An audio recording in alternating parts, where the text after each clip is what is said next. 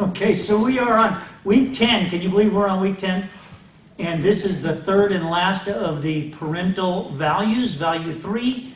So we're in our third category of 5 categories. Remember, there's spiritual values, relational values, parental values, sexual values, and financial values. And there's 3 values in each of those.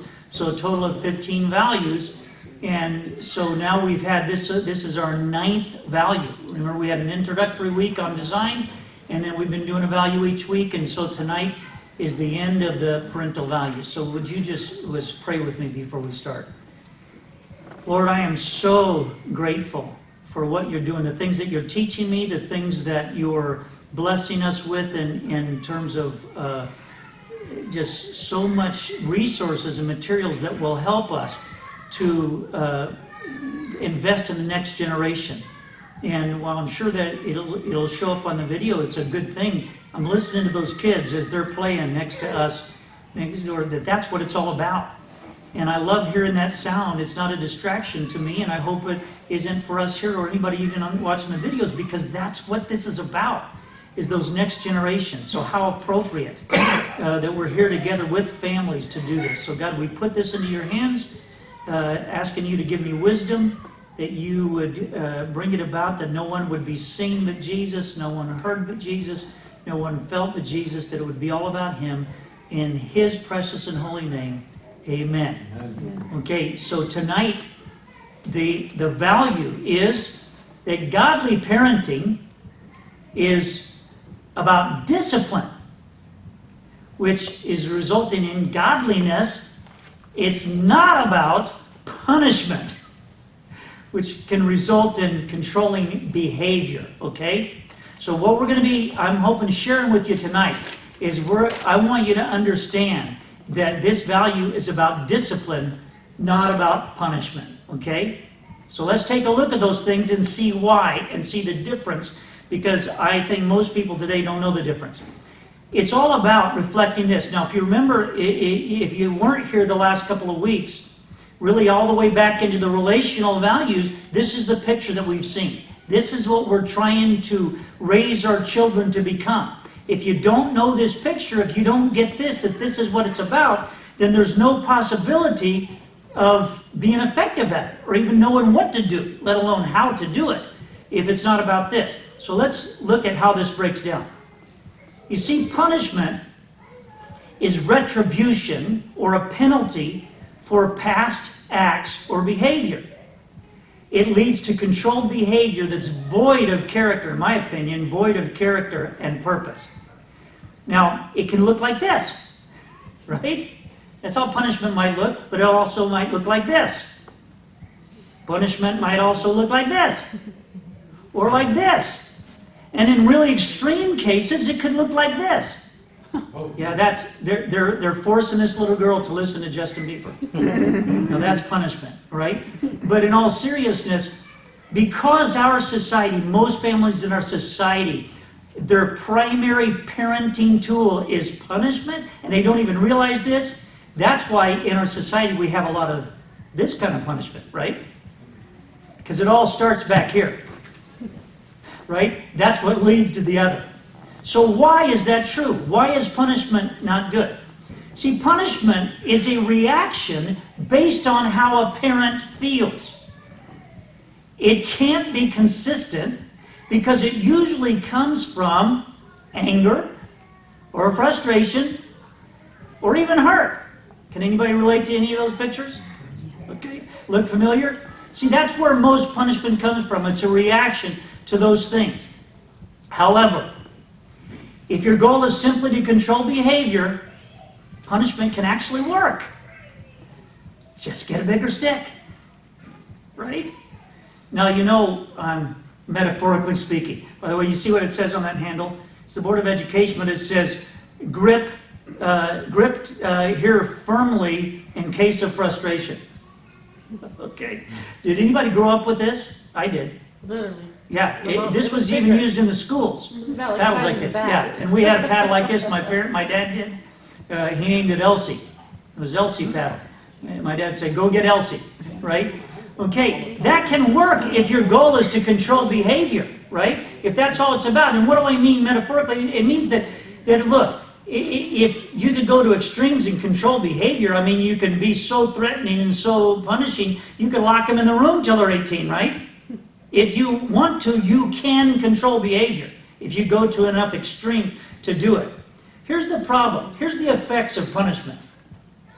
First, it depends on the credibility of the parent.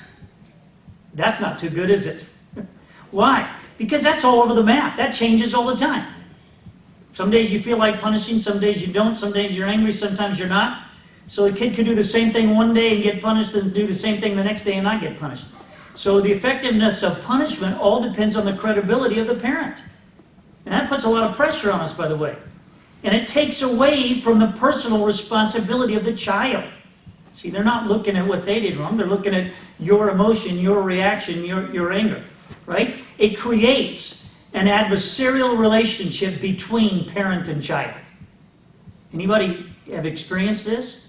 When you use punishment over time, especially when they're younger, you begin to develop this adversarial relationship with the child, and when punishment goes to extreme, that gets masked really well, but that's really what it is. You ever talk to social workers who go into homes where there's been a report of abuse by one of the parents, and they'll go into the home and they'll see the child being really responsive to one of the parents and avoiding the other parent? And it used to be that they would assume that parent that they were avoiding was the abuser, and the other parent was the one that was the not guilty one. And they begin to understand, no, it's the other way around, because that child learns out of fear to try to constantly be pleasing that parent that is the punisher. That's that. And so it's not a good relationship, it's an adversarial relationship. And then it hinders the development of self-discipline. See, it controls the behavior, but for what purpose? We're going to look at that in a little more detail in a moment. Punishment is inconsistent because it's unintentional, right? We don't have an intentionality about it. It's how we happen to feel that day or that particular time. And, you know, I look at this kind of parenting the same way I talk to, I have a young couple that I coach online, and the husband had gotten pretty abusive to his wife, both verbally and physically. And he tried to tell me that the reason is because he was working 2 jobs and he was, under all kinds of stress, and that's the only reason he was like that. And I said, that's unfortunate that that's the reason. And he said, why? And I said, because there's nothing you can do about that. What you just told me is that you can never change, because anytime you're under that kind of stress or that kind of situation, you're going to be an abuser.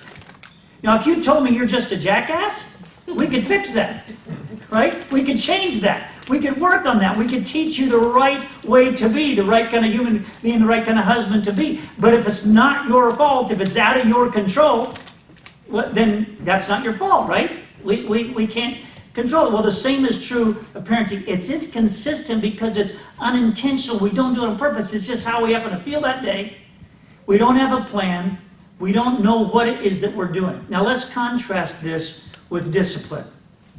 See, discipline, remember we said that punishment is a penalty, right? But this is training for future acts or behavior. And it leads to self-discipline, resulting in godly character and purpose, right? It could look like this, or it could look like this. I don't know what you're thinking. Wait a minute, aren't those the same pictures? Right? As punishment? Why? Because the act isn't what makes it punishment or discipline. Now it can. There are certain things that never should be used in discipline, but what I'm saying is that it's not about the act that makes it discipline or punishment. It's about the motivation and the goal behind it, right? If your goal in spanking is because you're angry, because you're frustrated, and you're tired of them doing that, and you're going to make them pay, that's punishment. If you've set forth some clear guidelines, and spanking was one of the results of those guidelines being violated, and you do that, then that's discipline, right? And because of that, see, discipline can also look like this. And I'm going to be sharing with you later on the websites a lot of ideas like this. This is toy jail. I don't know if you could read that. It says, you left your stuff out, And it says you left your stuff out. It's a massive fail, and now it's locked in toy jail. Complete a chore to get your belongings out of trouble. But remember, next time this sentence will be double. See, so there's a lot of different things you can use if it's training, if it's discipline. And we've got a lot of those that will be posted on the website to have that. And the reason for that is because discipline really is about this.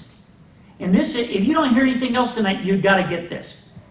As a parent, remember we talked last week, a father and a mother is a parent, right? As a parent, you must be the primary teacher of your children. Not the government, not the school, not even the church, not Sunday school, not your babysitter, not your neighbors, not your friends. You have the full responsibility for teaching your children. And I'm not just talking about the Bible. I'm talking about whether it's academics. Now, you may choose to send them to school to facilitate doing that, but you are responsible and nobody else. You are a teacher. You see, the word discipline itself comes from the word disciple. And the biblical word, the Bible word disciple, the Greek word disciple, means learner. But it not only means learner, the full meaning of it means that it's a learner who is associated with a specific teacher.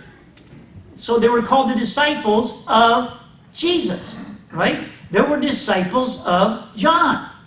There were disciples of Plato.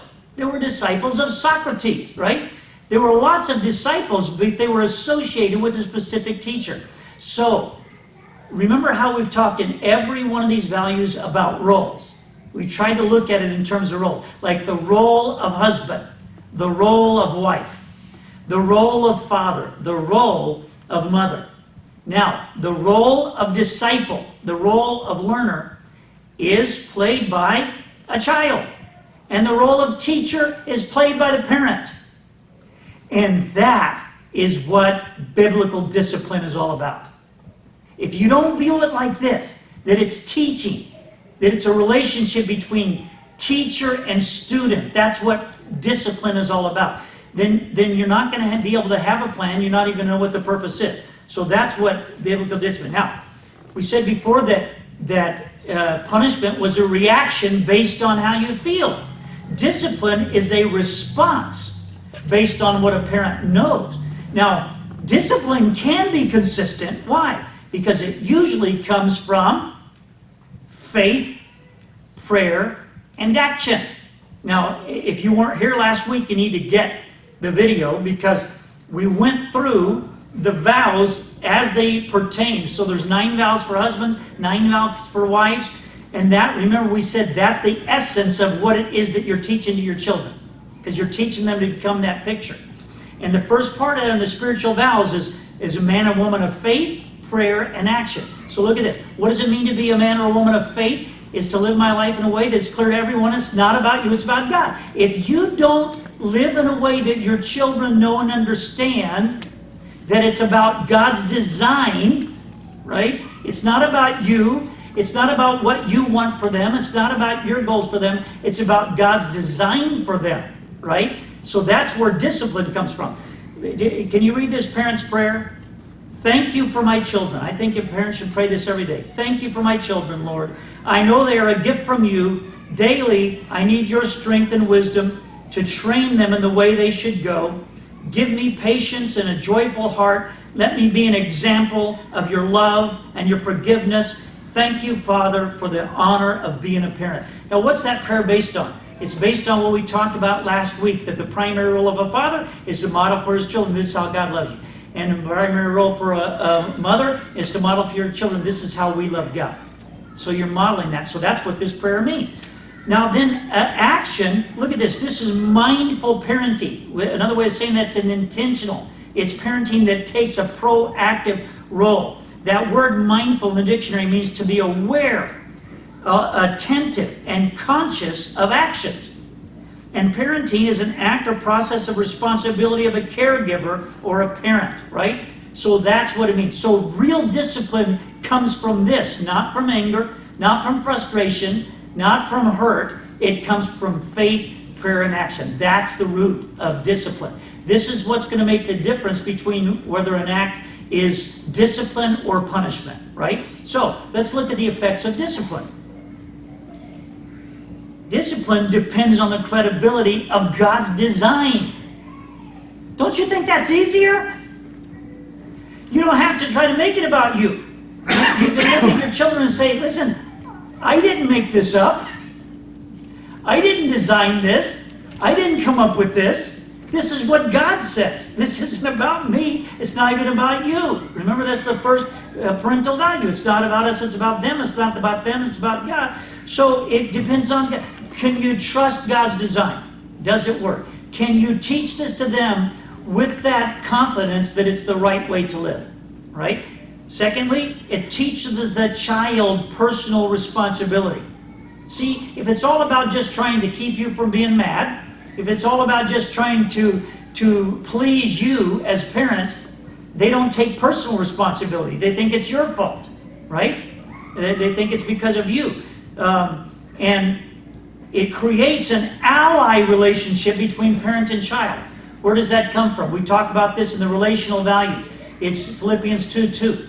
But make my joy complete by being of the same mind, maintaining the same love, united in spirit, intent on one purpose. That's ally thinking. If you don't have that relationship with your children, then you're following more a design of punishment than discipline.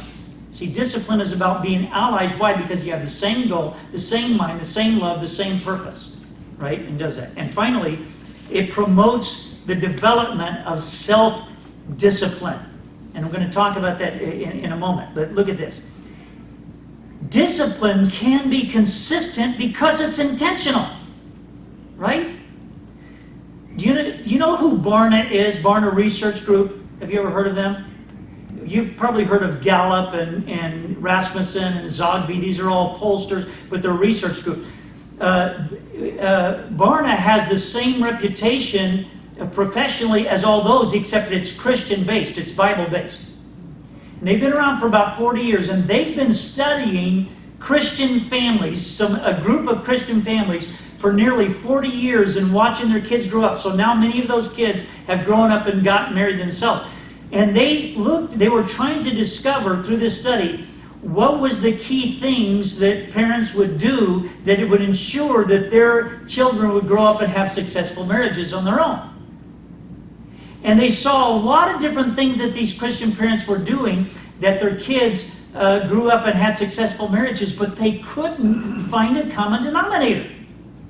They looked at all these different ones. They said, yeah, they're doing all different stuff, the ones that work. And by the way, it was a small amount that did have this, very, very small amount, that actually their kids grew up.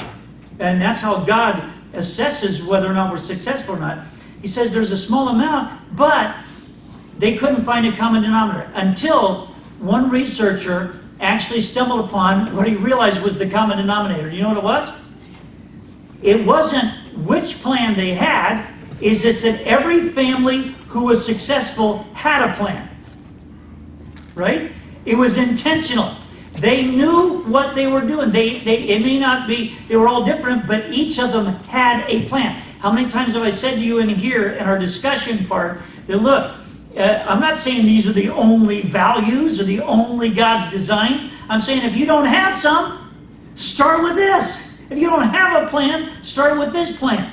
There are a lot of really good ministries out right now for families with all kinds of good information, right? What I've tried to do is to be a resource for all of those to bring them together. But it's all about being intentional. The most important quality that you're going to have about raising your children is that it must be intentional. That's the difference between punishment and discipline. You have a reason why you do every bit of that. So, before we move on and get into the details of this, can we all come to one big agreement about punishment? Wish I had one of those buzzers. Okay? Punishment's out. It doesn't work. It's flawed. It's what we've used in our culture for a very long time. Both in families and in the government and all that, we've missed the point. I've argued with a lot of people about this, even in God's relationship with His people, that He uses discipline over punishment. And the problem is, a lot of translations will have verses like in Hebrews 12 where it uses the word punishment in regard to God. But if you look up the word, that's not what it means. You know what it means?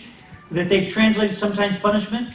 It means that they're experiencing the natural result of their own sin. So when it says he visited their iniquity upon them, and it's translated sometimes punishment, what it's saying is that it was the natural consequences of their action brought that about. That's discipline, that's not punishment.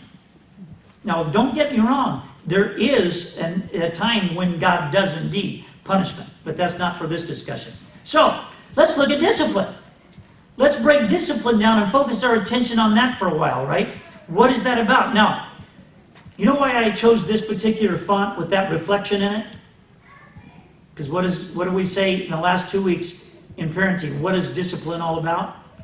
It's reflecting this, right? It's all about reflecting this. This is what discipline, how we bring about discipline. If we don't have this as the picture, we won't understand that. Now, here's the process, the big picture view of discipline, okay? Now, last week, and again, if you didn't get the video, last week I used it. It looks like Seth, doesn't it? I thought that as soon as I found it, my grandson Seth. But we talked about, I used the metaphor analogy of a puzzle. I said their life is like a puzzle. Remember I said if you give them this big 1,000-piece jigsaw puzzle and you dump the pieces out on the table and you throw the box away, how are they going to put that puzzle together? You can teach them how to do it, but without that picture, they don't know if they're going to be successful. So that was the analogy we used last week. This week, I want to use a different analogy for discipline that is what I call parental layering. Okay? I want you to get this concept. Now, before I show you what parental layering is, I want you to watch your life flash before your eyes.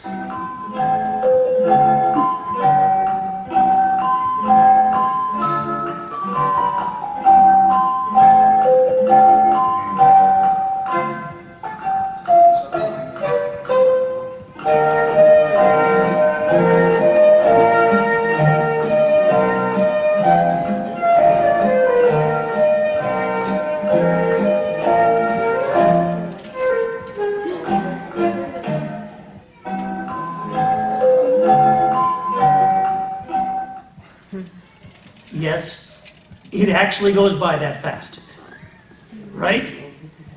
By the end of the Jeopardy song, your kids are grown and married, and it's too late, right? Some of you can attest to that, right? You turn around and it's gone. Some of you in the time that I've known you, I met some of you when your children were babies, and I kept saying, and now they're grown, right? And see, that's why it's so important to understand this layering, because if you don't get it now, everything you're doing now is going to affect them in a twinkling of an eye. And trust me, I would love to go back and redo a bunch of this. My wife and I were praying about this as I shared this with her, and we were looking at it. Okay, see, it's going to be gone before you know it. The fingerprints on the wall appear higher and higher, and then suddenly they disappear, right? So I need you to get this is why this is important, this layering. So, what is parental layering? Okay? Now, it's based on a tool that's used by graphic artists. So, I want you to, this is a brief video I want you to see just so you can have a little background of what I mean by layering, so you'll understand the metaphor. In this video, we're going to look at layers, and I'm going to give you some tips on getting the most from working with layers in your compositions. So here we have an image of a man and woman against a city background, and let's take a look at the layers panel over here on the right. As you can see, this image is composed of two layers. We have the man and woman on the top layer, and we have the background on the what's now called the background layer. We also have these icons on the left-hand corner, which indicate visibility of the layers. So if I wanted to hide the visibility of the man and the woman, all I do is click on the eye icon over here, and they're gone. Now, we can also turn off the background layer, and when we do that, then all we see is this checkerboard pattern. And the checkerboard pattern is Photoshop's way of indicating transparency. So if I turn on the visibility of the top layer like that, you'll see that the man and the woman are on a transparent layer. In other words, it's as if this image is on a sheet of glass or a piece of clear plastic and we're able to see through it. When we then turn on the bottom layer, we're able to see that underneath them, and the overall effect is of them standing in front of the cityscape. Now, the reason for working in layers is not unlike the reason for making selections. It allows us to make transformations, make changes to objects in the composition independently of other objects. So, for example, right now, I can move this layer like this. I'm just using this move tool right here, and I've targeted the man and the woman layer. And when I click on it, I can move them around. I can resize them. We could go to the Edit menu and choose Free Transform. And I'm just going to hold the Shift key here and drag to make them larger.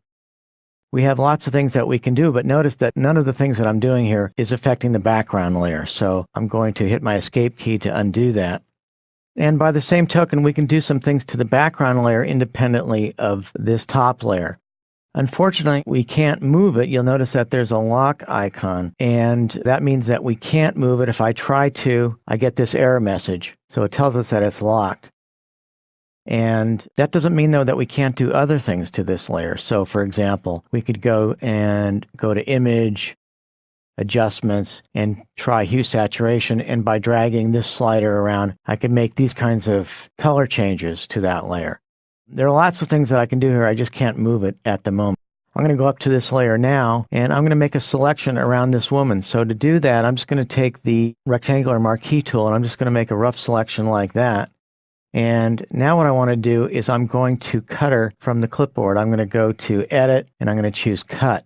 So now she's out of that layer, but we can bring her back, and I'm going to use this time Edit, Paste. And when she comes back, notice that she comes back now on her own layer, which is great because now I can take my move tool and I can move her independently of the man. In fact, she's currently in front of the man. If I take the man-woman layer and I drag it above, she's now behind him. So by breaking that one layer up into two separate layers, I've given myself a lot more design flexibility with this image. So now that I have this composition broken up into 3 layers for the 3 major objects, the background, the woman, and the man, I'm going to rename this. I'm just going to call it man. And I want to crop it because I don't need all this extra real estate over here. So I'm going to take my crop tool and I'm just going to click and drag like this. I'll go right to the edge of her shoulder and use my Enter key to accept the crop. And what I want you to see is that layers also have transparency. So at the moment, the man is on the top layer. If I take my opacity slider and I drag it down from 100%, notice what's happening here. So he's becoming less and less opaque, or he's becoming more transparent as I drag that slider. Okay, that's enough that you can get the idea of what I'm talking about, right? About layering. And it's important. Now, see, you get to learn all kinds of cool stuff here, right? Not just about parenting. But let me tell you why that's important. And ironically, you know that little I said to your life flash before your eyes? This is a screenshot of when I was working on that in PowerPoint. You see all the layers that are there? And as I was putting layer after layer, picture after picture, and putting it, and each one had its own set of instructions, right? And any mistake that I would make in any of those is going to affect everything after it. And in fact, when I had the afterthought to put that music in of the Jeopardy theme, when I put that in there, it changed everything, and it took me quite a long time to get it worked out because I had to go back to those earlier layers because I hadn't done it right to be set to be able to do that. So every time I'd play the music, it would cut out the slideshow, or if I'd play the slideshow, it would cut out the music. So you can see how that affects that in layering. And so I had an example even on what we just did. So let's look at 3 parental layers, 3 parenting layers, and now you'll know why I took the time to show you that video so you can understand how this works. Because, and again, how fast this goes by. If we don't do this in each of these layers with intentionality, all of a sudden it's gone by and it's too late. When you try to go back and fix those earlier layers, it's really hard to do. Ask any graphic artist. If you don't do those, and you notice how I said that the locking on the background layer, you'll see the importance of that. So, here we go. The first layer, is healthy dependence, right? Healthy dependence is built on a platform of trust and obedience, right? Layer 2 is healthy independence. And the layer of independence is built on a platform of self-discipline. And layer 3 that we're going to look at tonight is healthy interdependence. And by the way, you can see all this in the book, and we're going to have a lot of great stuff on the websites for this. But this is built on a platform of marriage and reproduction, right? So this is the 3 layers that we're going to look at in parenting. Now, every bit of this right here, that picture that you're seeing, is a summary of the first 5 chapters of Proverbs. If you read the first 5 chapters of Proverbs, you're going to find these 3 layers. So that's the foundation for all of this, right? Though I'm not showing you a lot of scripture tonight, this is all based on a lot of scripture that tells us this. So, in essence, that's the foundation for all of this. So you get that. All right, so let's look at these. Healthy dependence, right? So healthy dependence, it first starts out with trust.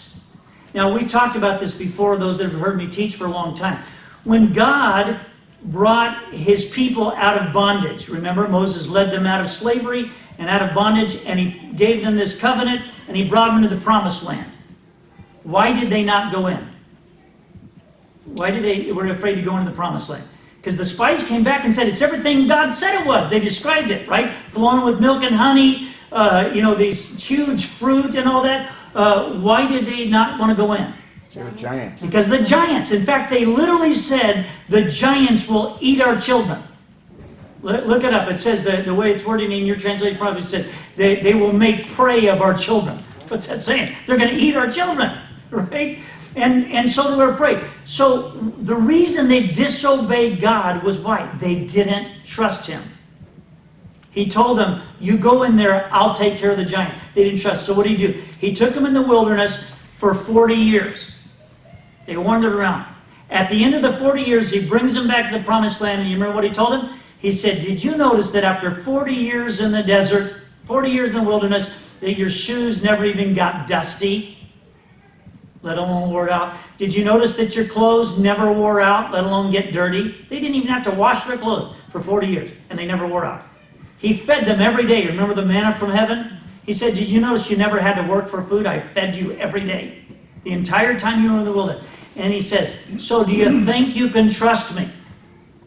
Right? So after he teaches this lesson to trust him, now they can learn obedience. Right?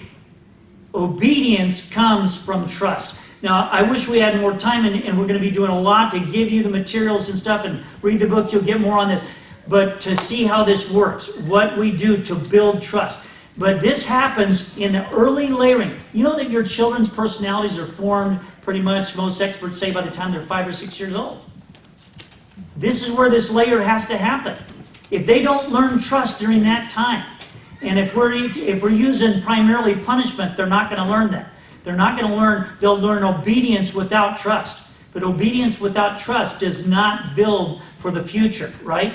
Now, what do I mean by that? Remember I said earlier, we talked about this, that you can use punishment to get obedience, to get behavior, just get a bigger stick. So what happens with that? Did you have certain restrictions on your behavior when you were growing up as a child? For example, did you have to go to bed at a certain time? Okay? Did you have to do your homework? Did you have to eat your vegetables? So we all had certain restrictions on our behavior. And depending upon the family you were in, would depend upon how extreme they were in making you do those things. Okay? What happened when you left the home to all those behaviors? Did you go to bed every night at 9? When you said those that went away to college, did you go to bed at 9 every night? Did you eat your vegetables? Did you do all this? No. What happened? All those things went out the window, and then you had to learn the hard way why those things needed to be, right? So we're going to see why in this. Because when it's just obedience instead of trust that comes from that, it produces behavior, but for what purpose? See, on the other hand, some people grow up in those strict households like that, and they'll continue the behaviors, but they're miserable, right? Have you seen those people that do everything, that they're almost obsessive, they have to do everything just right, and yet they don't have joy, they don't have freedom, they don't have happiness, right? So, here's this first layer. The second layer is healthy independence, right? And that is self-discipline, right? I'm going to tell you something again in these layers. If you have done proper dependence and done that in the right way, so you've built trust and obedience, you know, that should, by the time they're 5 or 6 years old, they should be well ahead of the game in that layer. That layer should be well established, trust and obey. If it's not, by that time you're going to be fighting a battle till they're married, just trying to get healthy dependence, not getting that right. And by the way, that can come from being too strict or from too lenient. Read the book and get some of that sources to get the details on that. Because right now I just want you to get this value to see why it's important, this layering. But by the time they're 5, you should be seeing the signs of self-discipline. I got to tell you how this didn't work till I was older in my life. My wife, I caused her a lot of hurt and pain because of certain things in my life. And I've shared with many of you the story about how she would get mad at me for several days and I wouldn't know why. This is earlier in our marriage. And then she wouldn't be talking to me, and then she'd finally tell me, and I'd say, "What?" And she'd point in the kitchen and say, "That." And I'd say, "What?" She'd go, "That." And I'm looking and I'm saying, "I don't know what you're talking about." She'd say, "How many times have I asked you to please close the cabinet door when you get something out of it?" I say, "Oh," and I didn't see it until that point, right? And she would want me to make the bed, and I don't believe in making the bed. I think it's stupid, right? But I will tell you today, my wife, once a quarter, she has a weekend get-together with her sisters. They go to town. The first time this happened, it got me so bad I couldn't believe it. She was out of town, and every day that she was gone, I made the bed. Not because I believed in it, because I can't help it. She has so now through a different mode, not through punishment, but through helping me see that. And what I'm telling you, your children, if they're not by 5 or 6 years old beginning to experience self-discipline, you got a long battle ahead of you. And there's ways we can mitigate that, right? In other words, if you don't give your children safe ways to gain their independence, they'll find unsafe ways. It's in their nature. They've got to find that. See, by this time, we've got it backwards. We think if we teach them the right behavior, they'll believe. That's the way our model has been in Sunday school programs and all this kind of stuff. If we teach them this right stuff, the right behavior and the right way to be, that they'll be believers. Do you know what? I'm going to be sharing with you later a book that I highly recommend that you read. Highly recommend. In fact, it's almost, I would say, it's one of those things, a must read. It's called They're Already Gone. And it's highly filled with incredible, and you know me, I follow up on these studies with some very quality studies showing that children who grew up in typical Sunday school over the last 30 years are about 10 times likely to grow up not believing the Bible. Did you hear what I said? Who grow up in Sunday school are about 10 times less likely to grow up not believing that the Bible is the infallible Word of God. And you're going to see why. But this is the belief that behaves. If you've done your job in that first layer, right? In the first layer, it's going to shine through and everything. Remember, that's that background layer. It should be locked by the time they're 5 or 6 to where they can do that. We're going to talk about how. Because then in everything that they do in behavior, that's going to show through. That's going to be what permeates everything. By the way, when the teaching that you give them, one of the things that I edited out of that little video is that remember it showed you that checkerboard thing that was the transparency, right? If you have that transparency, if you take an eraser tool and you erase that layer, any part of that layer, so you take it across their eyes, what shows through? The background. So if you have the right background and stuff gets erased, so what does it mean? Train up a child in the way he should go? Put the first layer right, and no matter what happens, that's going to show through, right? So that's the belief to behave. Finally, the healthy interdependence, right? That's marriage. Remember we talked about last couple of weeks, when does parental authority end? at marriage. Parental counsel never ends. He shall leave his father and mother. He joined them. And that is where we get into reproduction. When he brought them to the promised land, like I said, and he taught them that trust and then obedience, and he went through their covenant with them again. You know what he said to them before he took them into the promised land this time? He said, this is how I will know that you really got it this time. When I see it in your children's children. See, if your view in all those first layers is not with the mindset of your grandchildren, you're missing it. It's what's going to happen to those next generations. Okay, so that is layering, right? That's those 3 layers. Here's how it looks in that picture. So the picture we've looked at in the last 2 weeks about what we're modeling from the puzzle. We need to teach our young boys what it means to be a man. That's in that first layer. By the time they're 5 and 6, they should have a pretty good understanding. I know that sounds bizarre, but it was done until only, remember we talked about adolescence didn't exist until 1904. See? There was no such things as adolescence until then. So we could do this. They were taught at an early age what it meant to be a man. And then in the process of teaching what it means to be a man, you teach them that layering of what it means to be a husband. The whole role of husband. And then you teach them the skills to protect and provide. That's the primary qualities of that, right? That we talked about. That a man needs to learn to fulfill that role. And why? Because he has the responsibility and the role of authority. All right, so you see how I layered that. See how that came to layer in that picture. Then, in that early layer, the dependents, you're teaching them what it means to be a woman. And then you're going to teach her what the role of wife is, right? In that layering, as you put this together. And that's good. So all that she is foundationally as a woman is going to shine through in the role of wife.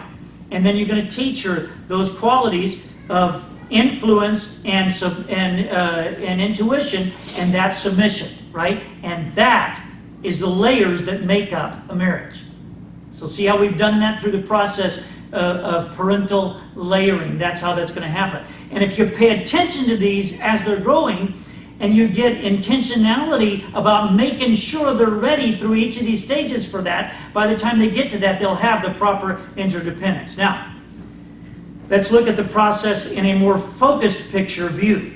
Here's the 3 qualities of discipline that you need to have success in those layers.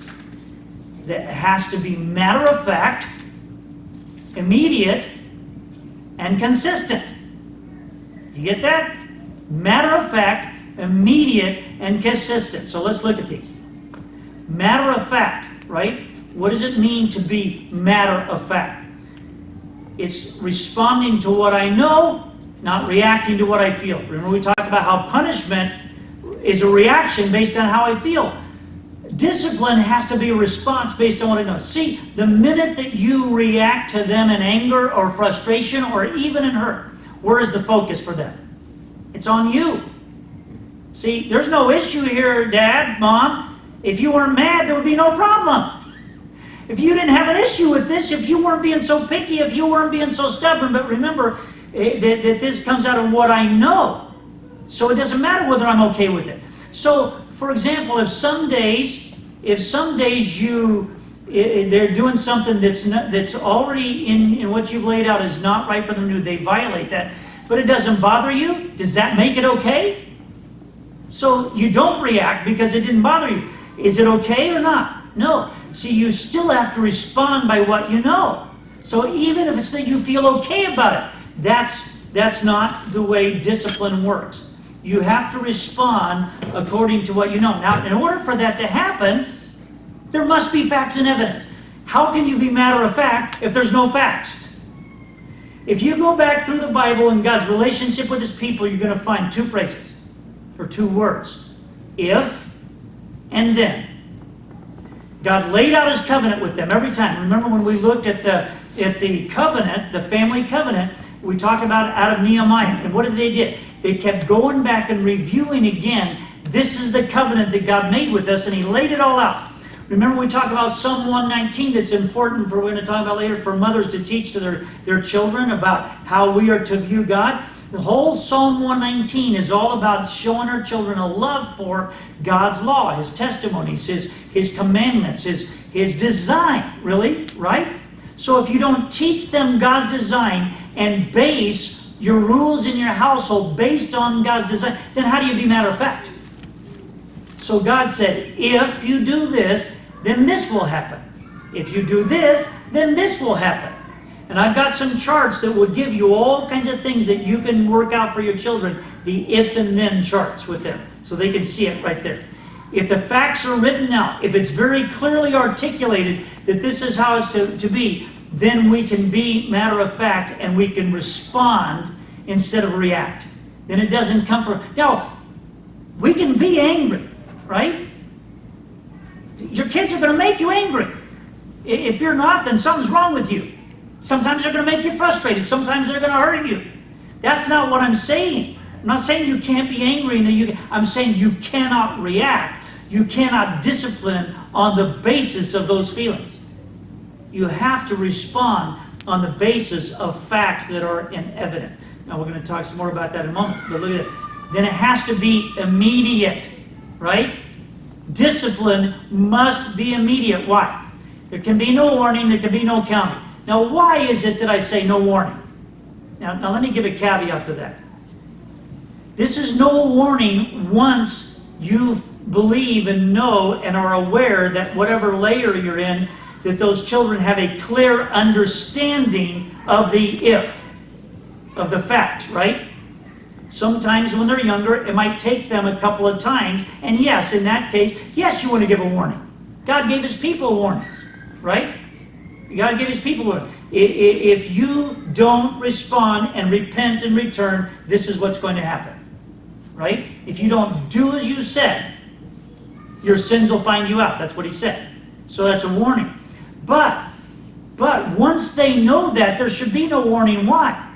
Okay? If you say, well, if you do that one more time, wait a minute. If the facts are in evidence and they did it, isn't that one more time?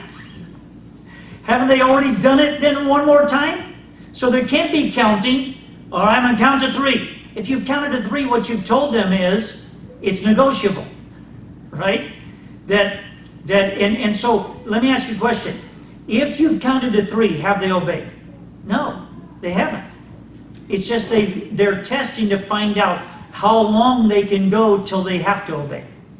And that's going to be based on what you feel at any given time. There has to be a correlation between the violation and the consequence. In other words, they have to see the reason this happened to me isn't because my dad or my mom is angry. It happened to me directly because of what I did. That's that personal responsibility. If it's not immediate, there's no way for their brains to do that. And this has to happen in that first layer. Now, it gets reinforced in the following layers, right? But it has to be set forth in the first layer, that it has to be immediate, because otherwise their brains cannot develop the subconscious correlation between their action and so their if and then. And this is true in the positive and in the negative. They know that it's going to happen, and it's going to happen immediately. When I do this, this will happen. Okay? And thirdly, it has to be consistent. Right? It must be consistent. This is where we talk about justice versus fairness. And I don't have time to do this, but on the website, in the book, there's a link to I think, an outstanding article from a woman that's a writer, has a writing, the whole website is on writing, teaching writers.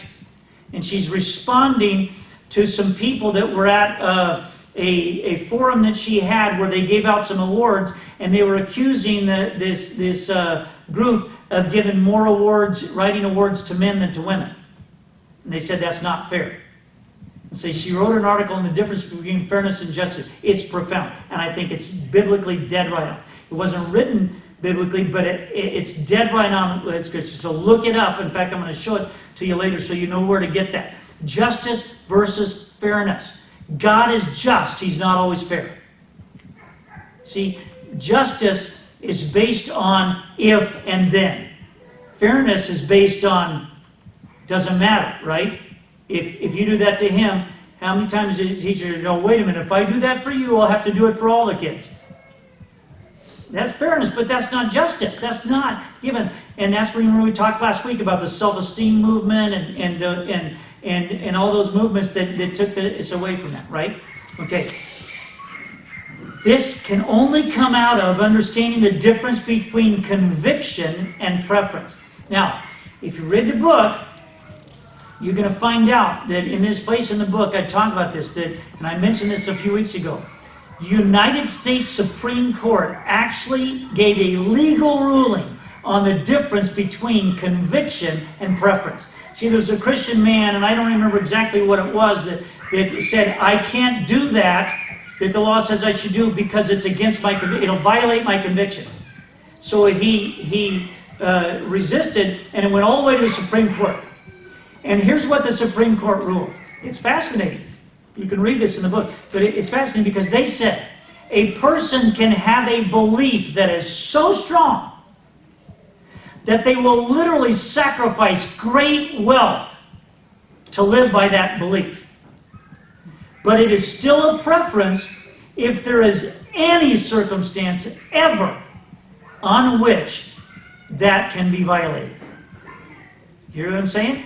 So he's saying it's still a preference, no matter, you might sacrifice great wealth to not violate that, but if there's any circumstance ever, it's just a preference. But a conviction, and this is exactly in the wording of the ruling, a conviction can only be if a person has a belief that this comes from his God, higher than himself, and that he doesn't have the right to violate it. So under no circumstances can it be violated. How do you prove that? Yeah, it's very difficult. That's what they're saying. In other words, if they can find any instance, circumstance, where you would violate. Let me put it like this. All truth is truth, but not all truth has the same value. Right? Mm-hmm. I have a preference to engage certain truths, but I have a conviction about it. So if somebody broke in here right now and they stuck a gun to my head, and he said, look, if you don't swear that Abraham Lincoln is not the 16th president of the United States, I'm going to blow your brains out. You know what I'd say? Who the heck is Abraham Lincoln? Right? Same guy broke in here, put a gun to my head and said, if you don't swear that Jesus is not God, I'm going to blow your brains out. You know what I'd say? Pull the trigger. Now, are both of those things true? Yes. But do they both have the same value to me? Here's the problem in parenting. We give all these rules to our children, every one of them, as if they're convictions. But then we live as if they're preferences. Some days I feel like enforcing it, some days I don't. Right? And so we live like they're... Okay, when I was growing up, I've shared this story with some of you. When I was growing up, we didn't have a lot of money. I wouldn't say we were poor, but, well, we probably were by today's standards especially. And I got one present a year in my life. Never got a birthday present, but every Christmas I got one present. And we got to choose, make some choices out of Sears and Roebuck catalog. Some of you don't remember those, but it was Sears and Roebuck catalog. And we had to choose, make 3 choices under $5. It was a lot of money in those days. And we could choose, and then our parents would give us one of those 3 if they could, if they were able. Some years they couldn't. But that had 2 effects on me. One is, for 3/4 of the year, the Sears and Roebuck catalog was my best friend. I only got one present. It had to count, right? I wanted to choose well. It mattered what I chose. And then when I got that present, you think I valued it? You think it meant something to me? Yes, it did. Because it was it. See, we are in a culture now that doesn't value anything. See, there's no better things and worse things, and we teach, like I said, we teach them in the fairness versus justice. See, no team wins anymore. You don't get grades anymore. You see, there's no comparison, so there's no value to anything. So we treat everything like it's a preference and nothing like it's a conviction. But we call everything a conviction. And what does that do to our kids? They think everything is negotiable because there's no conviction. You've seen it at Christmas time. What do your kids do? They're not even done opening one present before they're off to the other. Right? There's no value about anything. That's why we don't value marriage. That's why we don't value relationships. That's why we don't value our jobs. That's why we don't value our homes. It's why we don't value our cars. Why?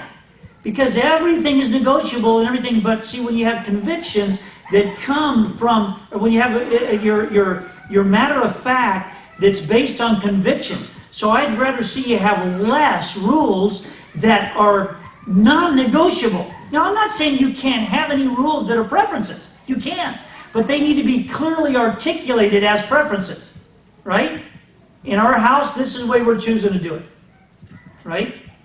And you'll know that sometimes I'm okay with it, sometimes I'm not. But there are these things that can never be violated. There is no negotiation. Don't even bother. Don't even try. Right? So that's the only way to have consistency. So, we've looked in the last 3 weeks. I want to break this up because we're way late and I want to have a little bit of time to show you some things. Okay, so in the last 3 weeks in the parental values, remember, the only way you can understand any of the 3 parental values is to go back to the spiritual values and the relational values, because it's all based on that. So the first parental value, remember, it's not about us, it's about them. It's not about them, it's about God. Remember? Everybody got that? And what was it about? If it's not about them, what is it about? It was about this. Remember? It's about this picture. It's about putting this together. It's about, that's when we'll know we've been successful as parents, when we see this picture in our children. Last week we talked about the value that it's a father and a mother. That is a parent. Right? That's what a parent is. And we talked about why. Because it takes that to fully reflect that picture that we just showed, this picture right here. It takes a father and mother to fully reflect that. So tonight we talked about discipline and that reflection that reflects. It's the process by which we are fruitful and multiply. Discipline is training them to become that picture. So we take this picture. This is where we're going to know if we're successful as parents, and we can only do that by building this picture based on the relational values, that's based on the spiritual values, and we pass this down to the next generation, right? And the next generation, and the next generation, and the next, right? That's what parenting is about. If you're not looking 3 or 4 generations ahead, then you don't understand discipline, you don't understand parenting, you don't understand God's design for how this whole world and this universe is supposed to work. And if you go back to all those other ones and get this and look at it, I know we lose momentum sometimes and everything, but if you look at them all together, one after the other, you'll see how they all tie together and they build. And you can see in the parenting especially, this layering right here. Let's pray. Lord, thank you that you're smarter than us, and yet we keep trying to reinvent it, and it doesn't work. We go through these experiments, and we keep doing it more and more and more about parenting, and we come up with new ideas and reasons why your design doesn't work, and then 30 years later we discover that, not so much, and in the meantime our kids have suffered for it. I know that mine have, because I didn't understand this stuff. It breaks my heart, because I didn't understand this layering. I didn't understand true discipline. And God, instead of getting it right every generation, we just double down and do more of it. And we just go further away from your design because it's so hard. Once we've been away from it, it's so hard to get back to your design, whether it's spiritually or relationally or parentally. So God, I pray that you would give every one of us in this room the conviction that we've got to embrace this. We've got to set aside our own hurts and fears and pains and embrace your design, because there's no hope if we don't. I truly, truly believe that. And that we are going to see truly the last days happen. That we're in the midst of them. But I believe that, God. But we don't have to in our own lives.